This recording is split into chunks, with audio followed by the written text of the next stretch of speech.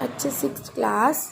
आज हम आपकी हिंदी की नई पाठ पुस्तक हिंदी सुगम व्याकरण का पहला अध्याय शुरू करने जा रहे हैं, जिसका नाम है भाषा, लिपि और व्याकरण। अच्छा बच्चों, आपको पता है कि भाषा किसे कहते हैं? आपने पहले भी पढ़ा हुआ है।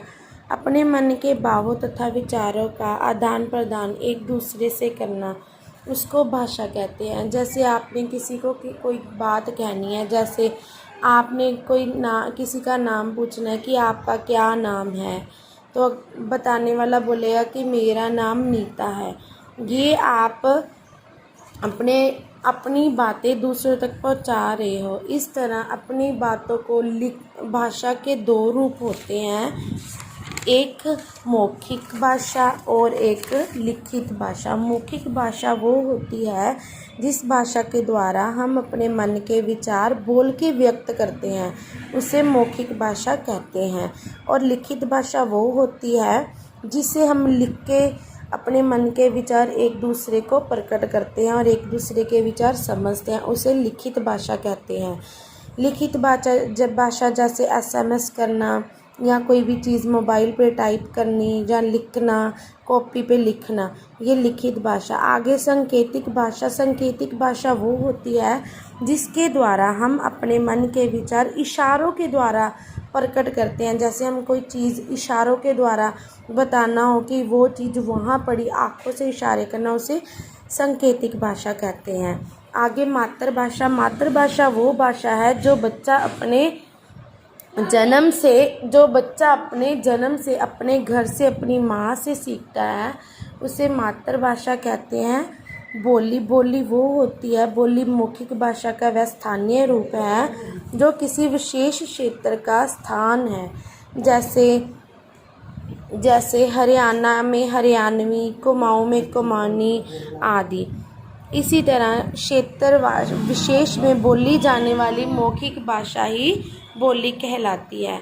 और जो भाषा और बोली में अंतर, भाषा का एक व्यापक क्षेत्र होता है जबकि बोली का सीमित क्षेत्र नहीं होता। राष्ट्रभाषा वो भाषा होती है जो भाषा पूरे राष्ट्र में, जैसे भारत में हमारी हिंदी भाषा बोली जाती है, राष्ट्रभाषा वो भाषा होती है जो पूरे राष्ट्र में बोली जाती है, उसे राष्ट्रभाषा कहते हैं। जो हमारी हिंदी की राष्ट्रभाषा है वो संविधान के अनुसार 14 सितंबर 1949 को अनुच्छेद 343 के तहत हिंदी भाषा को भारत की राष्ट्रभाषा का रूप स्वीकार किया गया था। लिपि जब मनुष्य ने भाषा का विकास करना आरंभ किया, तब उसे ध्वनियों के निश्चित रूप देने की ज़रूरत महसूस हुई। भाषा के लिखने के चिन्हों को व्यवस्थित रूप को ही लिपि कहते हैं। व्याकरण वह शास्त्र है जिसके नियमों के द्वारा हम शुद्ध बोलना, लिखना तथा पढ़ना सीखते हैं। अर्थात व्याकरण भाषा के शुद्ध रूप का ज्ञान होता है। मतलब जो व्याकरण होता है वो भाषा का शुद्ध ज्ञान करवाता है। व्याकरण के 3 भाग होते हैं, वर्ण विचार, शब्द विचार और वाक्य विचार। जो वर्ण विचार होते हैं इसके अंतर्गत वर्णों के बारे में विचार किया जाता है। शब्द के अंतर्गत शब्दों के विषय में विचार किया जाता है। वाक्य विचार के बारे में जो वाक्यों के विषय में विचार किया जाता है।